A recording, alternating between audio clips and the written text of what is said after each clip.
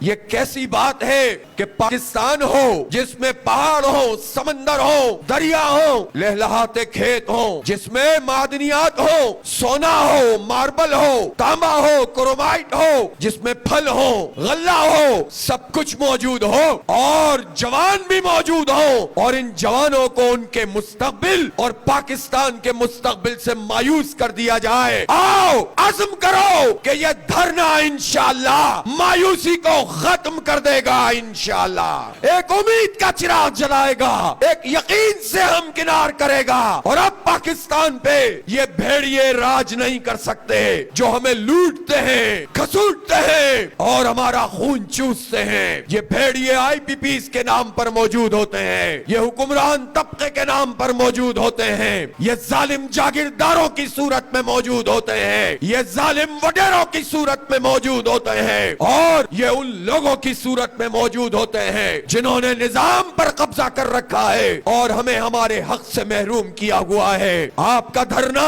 بیداری پیدا کر رہا ہے۔ میں آپ کو یقین دلاتا ہوں، آپ بیٹھے مری روڈ پر ہیں، آپ دھرنا یہاں دیے ہوئے ہیں، اور پاکستان کے چپے چپے کے لوگ آپ سے امید لگا کر بیٹھ گئے ہیں۔ تو کیا ہم بجلی کی قیمتیں کم کرائے بغیر جا سکتے ہیں؟ کیا ہم آئی پی پیز کو لگام دیے بغیر جا سکتے ہیں؟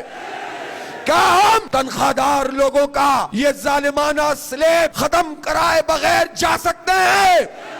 کیا ہم آٹے اور چینی اور دال اور کھانے پینے کی چیزوں اور بچوں کے دودھ پر جو ٹیکس لگایا گیا ہے، اس ٹیکس کو ختم کرائے بغیر جا سکتے ہیں؟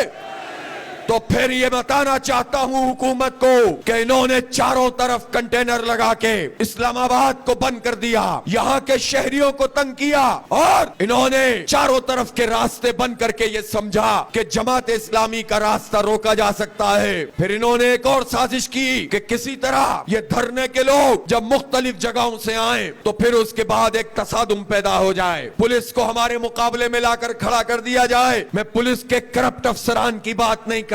میں تو اس پولیس والے کی بات کرتا ہوں کہ جس کو صرف آپ کے پرامن دھرنے کو روکنے کے لیے دو دن تک انہوں نے سڑکوں پہ کھڑا رکھا ہے۔ شرم کا مقام ہے کہ یہ اپنے محکمے کے لوگوں کے ساتھ یہ ظلم کرتے ہیں۔ یہ ہمیں اس سپاہی سے لڑانا چاہتے تھے، ہمیں اس افسر سے لڑانا چاہتے تھے کہ جو اگر ایمانداری سے کام کرے اور رشوت نہ لیتا ہو تو وہ بھی آپ ہی کی طرح بجلی کا بل ادا کرنے کے قابل نہیں ہے۔ یہ ہمیں آپس میں لڑوا کے یہ حکمران طبقہ اپنے مذموم مقاصد پورے کرنا چاہتا تھا، لیکن ہم اس بات کو اچھی طرح سمجھتے ہیں کہ 2 اسٹیپ بیکورڈ ہو کر کیسے آگے بڑھ کر حملہ کیا جاتا ہے۔ اس لیے ہم نے امن کو ترجیح دی، ہم نے پرامن سیاسی مزاحمت کو ترجیح دی۔ ہم واپس بھی جا سکتے تھے، لیکن ہم نے فیصلہ کیا کہ ایک دھرنے کو کئی دھرنوں میں تبدیل کریں گے، اور 26 کے اوپر دھرنا ہوا، اور 0 پوائنٹ پہ دھرنا ہوا، یہاں مری روڈ پہ دھرنا ہوا، اور جن لوگوں تک ہماری کمیونیکیشن نہیں ہو سکی وہ تو ڈی چوک پہ بھی جا کر بیٹھ گئے تھے۔ ڈی چوک کا دھرنا تو ہو چکا ہے اور حکومت شکست کھا چکی ہے، اور ہم یہ بتانا چاہتے ہیں کہ ہم نے